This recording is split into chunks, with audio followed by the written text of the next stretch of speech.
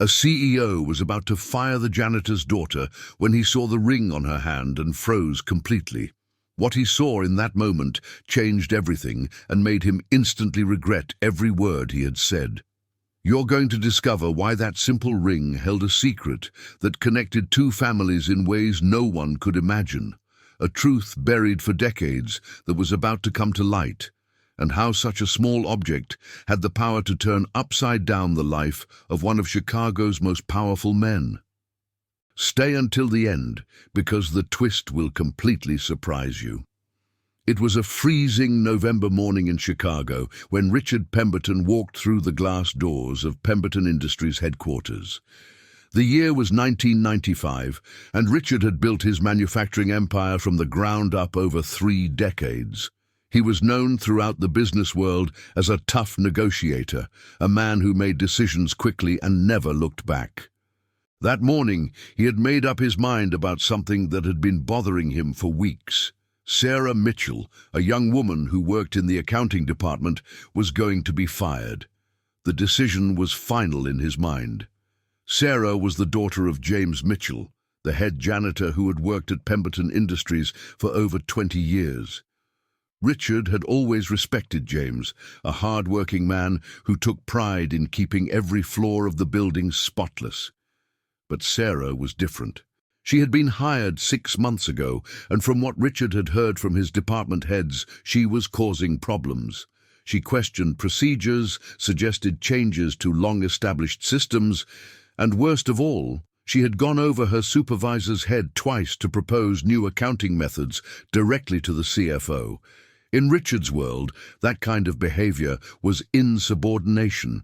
Chain of command meant everything to him. Richard called Sarah to his office at 9 in the morning. His secretary, Margaret, had scheduled the meeting simply as a routine check-in, but Richard knew exactly what he was going to do. He had the termination paperwork ready in his desk drawer. As he waited for Sarah to arrive, he looked out over the Chicago skyline from his corner office on the 42nd floor. The city stretched out before him, a testament to American industry and hard work. He had built his company on discipline and order, and he wasn't about to let anyone disrupt that, regardless of who their father was. Sarah knocked on the door at exactly 9 o'clock. She was punctual, Richard noted. That was something at least. She entered wearing a simple navy blue dress and carrying a leather portfolio. Her brown hair was pulled back in a professional bun, and she wore minimal makeup. She looked nervous, which Richard expected. Most employees were nervous when called to the CEO's office. "Come in, Sarah. Please have a seat," Richard said, gesturing to the chair across from his massive oak desk. Sarah sat down, placing her portfolio on her lap and folding her hands over it. That's when Richard first noticed the ring. It was on her right hand, a distinctive piece with a square-cut emerald surrounded by small diamonds in an antique gold setting. Something about it seemed familiar, but Richard pushed the thought aside. He had a job to do. "Sarah, I'll get straight to the point. I've been hearing concerns about your performance and your approach to working with your team," Richard began. His tone was firm but not unkind. He had fired dozens of people over the years, and he had learned that being direct was the most respectful approach. However, before Richard could continue, Sarah spoke up. "Mr. Pemberton, if this is about the suggestions I made to Mr. Harrison about the new accounting software, I can explain my reasoning. The current system we're using is outdated, and it's costing the company thousands of dollars in inefficiency every month. I've prepared a full analysis," she said, starting to open her portfolio. As she did, the ring caught the light from the window, and Richard felt a strange sensation in his chest. "That ring," Richard said suddenly, interrupting her. "Where did you get that ring?" His voice had changed. The firmness was gone, replaced by something Sarah couldn't quite identify. Confusion, shock. Sarah looked down at her hand, surprised by the question. "This? It was my grandmother's." She passed away 2 years ago and left it to me in her will. Why do you ask? Sarah's own voice carried a note of defensiveness now. She wasn't sure why the CEO of the company was asking about her jewelry when he was supposed to be discussing her performance. Richard stood up abruptly, his chair rolling back and hitting the credenza behind his desk. What was your grandmother's name? His face had gone pale, and his hands gripped the edge of the desk. Sarah was completely confused now, and a little frightened.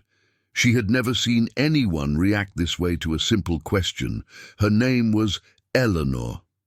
Eleanor Ross, before she married my grandfather.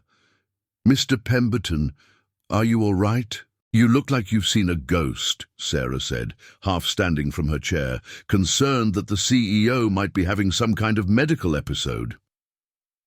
Richard sank back into his chair slowly, his eyes never leaving the ring. Eleanor Ross. The name hit him like a physical blow, bringing with it a flood of memories he had buried for over 50 years. That ring. He knew that ring because he had seen it 1,000 times. He had held the hand that wore it. He had promised forever to the woman who owned it. Tell me about your grandmother, Richard said quietly. The termination meeting was completely forgotten now.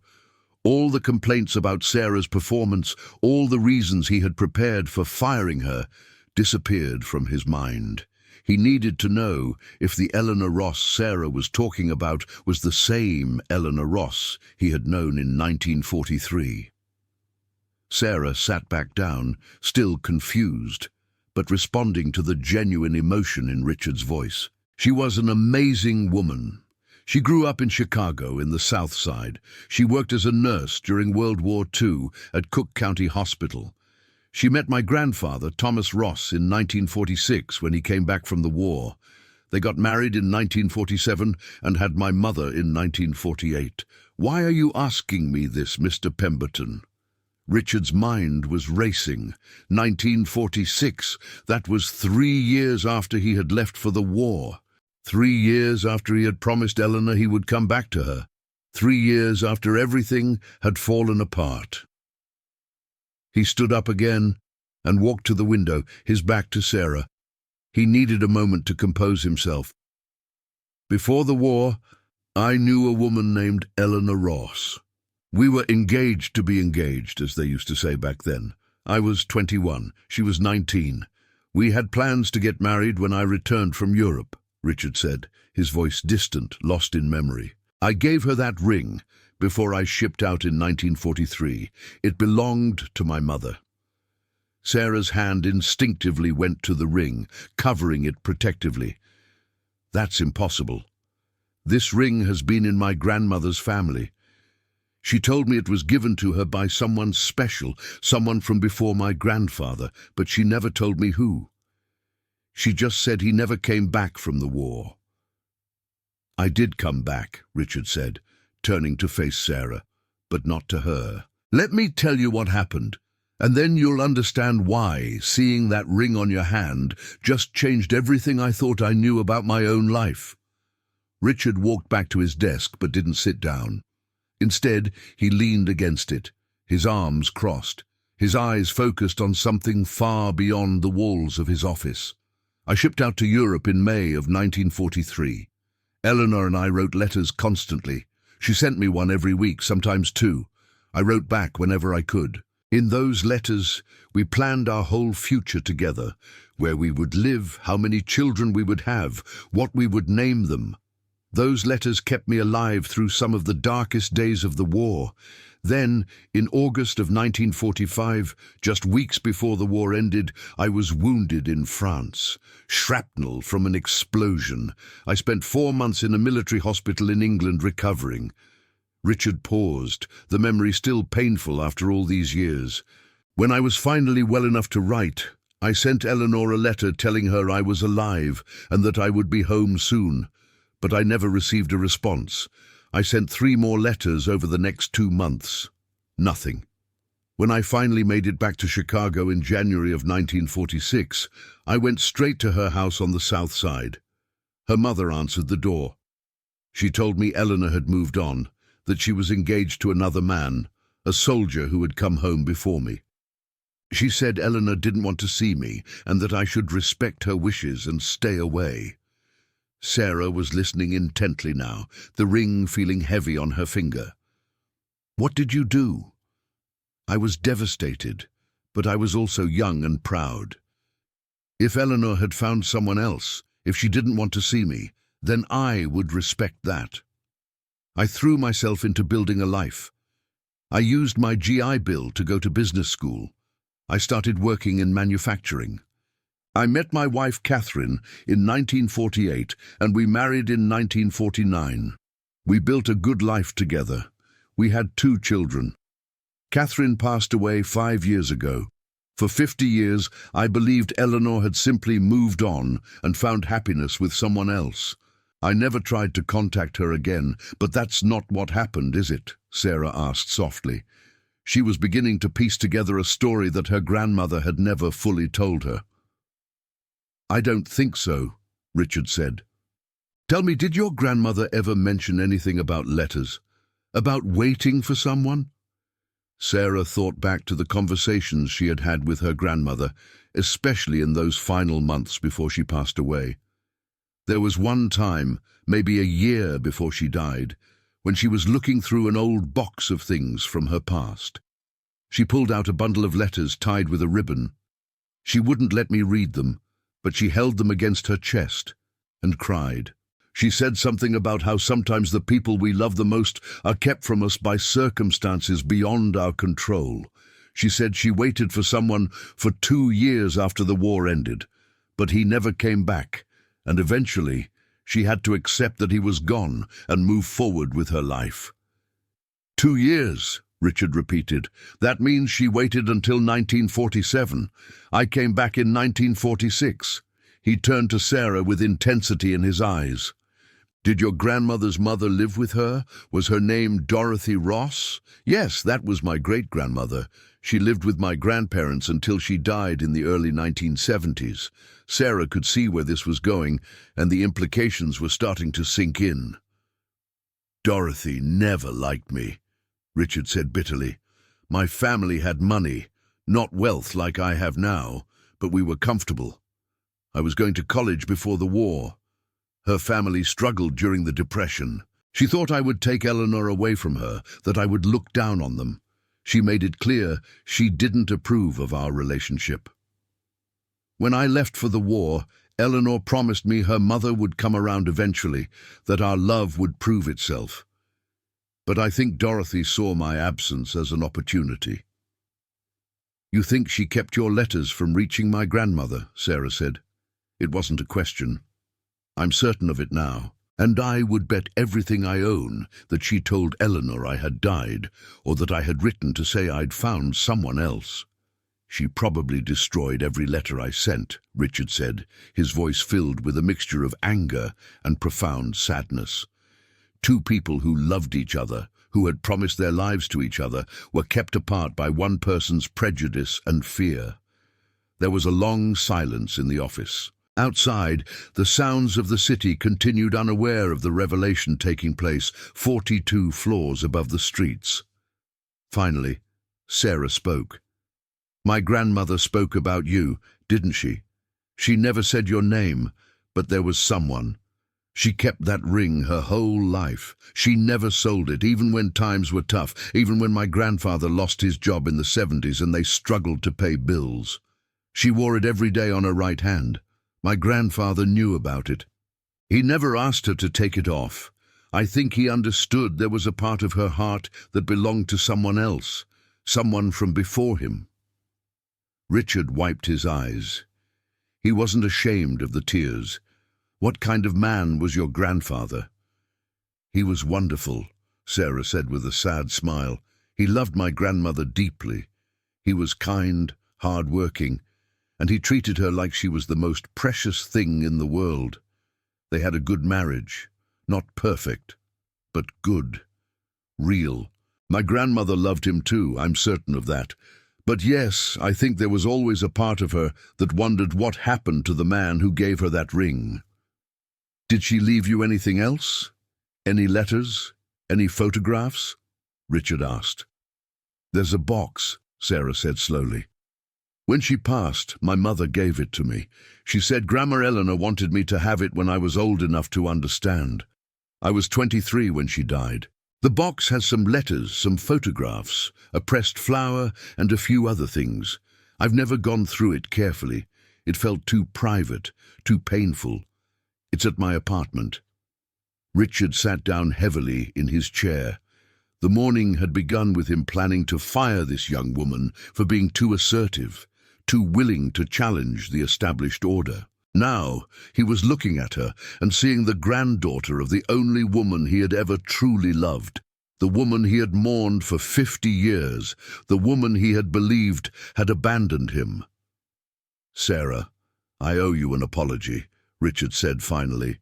You were brought here this morning because I was going to terminate your employment. I had convinced myself that your suggestions for change, your willingness to speak up, were signs of insubordination and disrespect. But sitting here now, listening to you talk about your grandmother seeing that ring, I realized something. Eleanor was like you. She spoke her mind. She challenged things that didn't make sense. She wasn't afraid to stand up for what she believed was right. That's one of the reasons I loved her so much. You were going to fire me? Sarah's voice carried surprise, but not fear. Instead, there was something else, a quiet strength that reminded Richard even more of Eleanor. Yes, Richard admitted, but I was wrong. Not just about firing you, but about what I value in this company. I built Pemberton Industries on discipline and order, that's true, but I also built it on innovation and the willingness to see things differently. Somewhere along the way, I forgot that second part. I started seeing people who challenged the status quo as problems rather than assets. Your suggestions about the accounting software, did you really find that much inefficiency? Over $14,000 a month in lost productivity, duplicated efforts, and manual processes that could be automated, Sarah said, her professional demeanor returning. I documented everything. The initial investment in new software would be significant, but we'd recoup the cost in less than 8 months, and after that, it's pure savings and efficiency gains. Show me, Richard said. And I don't mean just show me the analysis. I want you to implement it. As of today, you're promoted to Special Projects Manager, reporting directly to me. Your first assignment is to overhaul our accounting systems. Your second assignment is to look at every other department in this company and find where else we're being inefficient because we're stuck doing things the way we've always done them. Sarah was stunned. In the span of 30 minutes, she had gone from expecting a performance review to learning that her grandmother had been engaged to the CEO of the company, to being promoted to a position that typically took people 10 years to reach. Mr. Pemberton, I don't know what to say. Say you'll have dinner with me tonight, Richard said. Not as your boss, but as someone who knew your grandmother and who would very much like to hear more about her life. I have 50 years of questions, and I think you might have some of the answers. And please, bring that box if you're willing. I think it's time some old truths came to light. That evening, Sarah sat across from Richard at a quiet restaurant in downtown Chicago. Between them on the table was the wooden box her grandmother had left her. Richard's hands trembled slightly as Sarah opened it and began to carefully remove the contents. There were photographs first. Sarah in her nurse's uniform, young and beautiful, her eyes bright with hope and dreams. There were pictures of Richard, too, in his army uniform, looking impossibly young and serious. I was just a kid, Richard said softly, holding one of the photographs. We both were. We thought we understood the world, but we didn't have any idea how complicated life could be. Beneath the photographs were letters. Sarah pulled out a bundle tied with a faded blue ribbon. These are the letters you sent her, aren't they? Sarah asked, handing them to Richard. The handwriting on the envelopes was his, though the hand that had written them had been much younger and steadier. Richard untied the ribbon with shaking fingers. There were 12 letters in total. He opened the first one, dated September 1945, sent from the hospital in England. The envelope had been opened, but carefully, as if whoever opened it had wanted to preserve it. He began to read his own words from 50 years ago. "My dearest Eleanor, I'm writing to you from a hospital in England. I was wounded, but please don't worry. I'm going to be fine. The doctors say I'll make a full recovery. I'm so sorry I haven't written in months. Things were very difficult, and there were times I didn't think I would make it home to you. But the thought of seeing you again, of holding you in my arms, of starting our life together kept me going through the darkest times. I still have the photograph you sent me. I look at it every day. You are my hope, my future, my everything. I'll be home soon, my love. Wait for me just a little longer. All my love forever, Richard." "She never saw this," Richard said, his voice breaking. "She never knew I was alive. Dorothy kept every single one." "There's more," Sarah said gently, pulling out another bundle of letters. These were tied with a red ribbon. "These are the letters my grandmother wrote to you. She must have written them but never sent them. Maybe because she didn't know where you were, or maybe because she thought you were gone." Richard took the bundle and opened the first letter.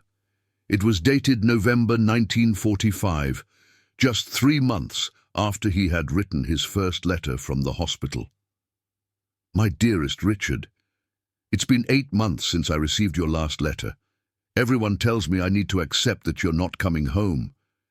Your mother came to see me last week. She was kind, but I could see in her eyes that she's given up hope too. But I can't. I won't. I feel in my heart that you're still alive somewhere. I wear your ring every day. I look at it and remember your promise. I'm waiting for you, my love. I don't care how long it takes. I'll wait forever if I have to. With all my love, Eleanor." Richard couldn't continue reading. The pain of knowing that Eleanor had been waiting for him, believing in him, while he had been told she had moved on and found someone else, was almost unbearable. For 50 years he had carried the belief that she hadn't loved him enough to wait. Now he knew the truth. She had waited. She had believed. They had both been victims of Dorothy Ross's deception. "There's one more thing," Sarah said quietly. She reached into the box and pulled out a small velvet pouch. Inside was a ring. A man's ring, simple gold, with an inscription inside. Sarah handed it to Richard. Richard held the ring up to the light and read the inscription, "To my beloved Richard, forever yours, Eleanor." May 1943. This was the ring she had given him before he left for the war.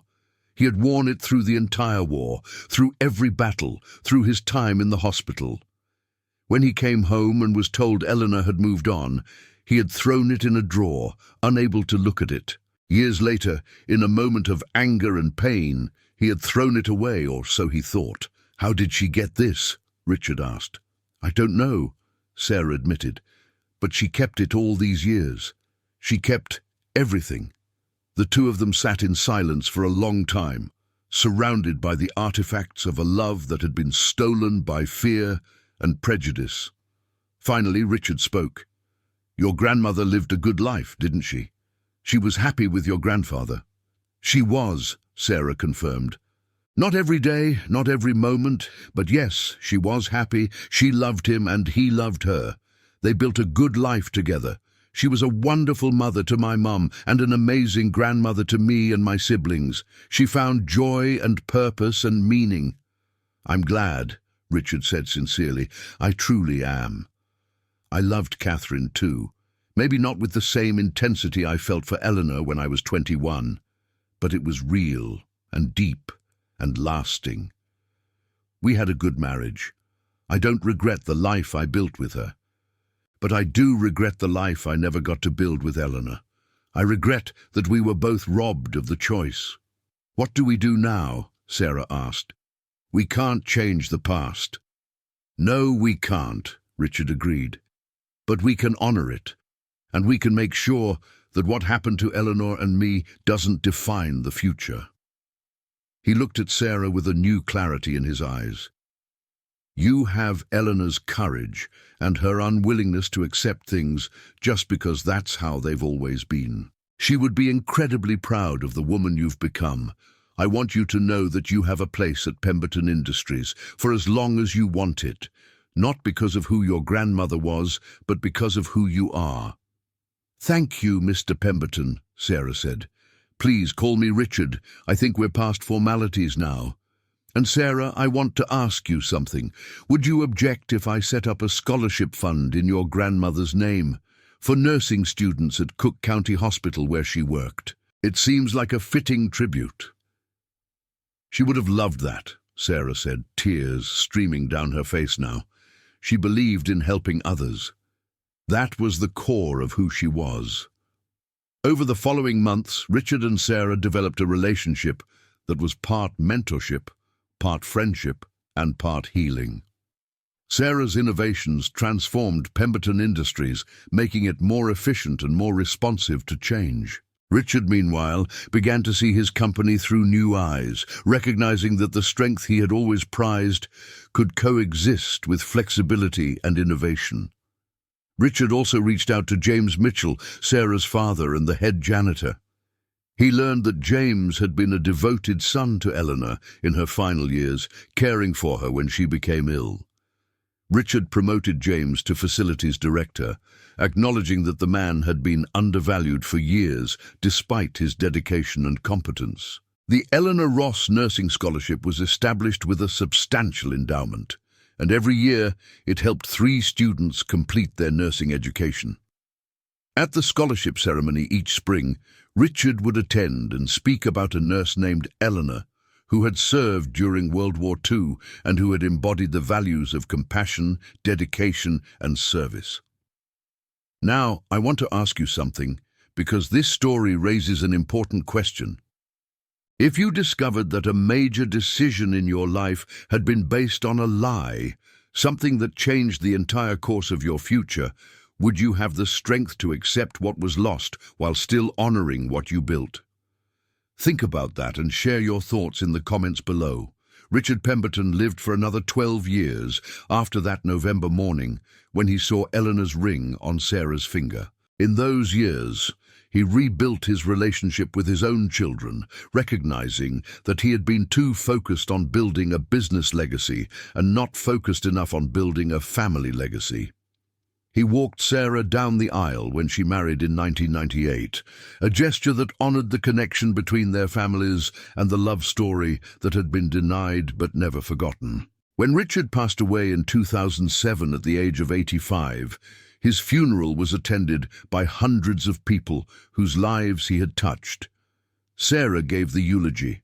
She spoke about a man who had learned late in life that true strength wasn't about holding firm to old ways, but about having the courage to change when change was needed. She spoke about second chances and the importance of honoring the past while building the future. In Richard's will, he left Sarah a letter and a small box. The letter explained that in the box was the first letter Eleanor had written to him during the war, the one he had carried through every battle. He had found it years ago in storage and had kept it close ever since learning the truth. He wanted Sarah to have it, to add to the collection of artifacts that told the story of Eleanor and Richard. The letter ended with these words: "Your grandmother taught me about love when I was young. You taught me about grace and the power of new beginnings when I was old. Thank you for giving me the chance to honor her memory and to be part of your life. The ring brought us together for a reason. Some connections transcend time, circumstance, and even death. The box also contained something else. Richard had commissioned a jeweler to create a matching ring to the one Eleanor had worn. It was identical in every way, but sized for Richard's hand. He had worn it every day for the last 12 years of his life. In his will, he requested that it be buried with him, so that in some way he and Eleanor would finally have the matching set they had planned for all those years ago. The story of Richard Pemberton and Eleanor Ross became something of a legend at Pemberton Industries. It was a reminder that behind every person is a story, a history, a set of experiences that shape who they are. It was a lesson about the importance of looking beyond first impressions and quick judgments, and it was a testament to the power of love, even love that was denied its fulfillment, to change lives across generations. Sarah eventually became CEO of Pemberton Industries, the first woman to hold that position in the company's history. She led with a combination of innovation and respect for tradition, always remembering the lesson she learned that November morning, that the best leaders are those who can honor the past while building the future, who can hold firm to values while remaining open to change, who can see the humanity in every person who works for them. Every day, Sarah wore her grandmother's ring, and every day she remembered that sometimes the most important connections in our lives come from the most unexpected places, revealed in the most surprising moments, carrying with them the power to transform not just our present, but our understanding of our past and our hopes for our future. The ring that had once symbolized a love denied became a symbol of redemption, connection, and the enduring power of truth to surface, even after 50 years of silence.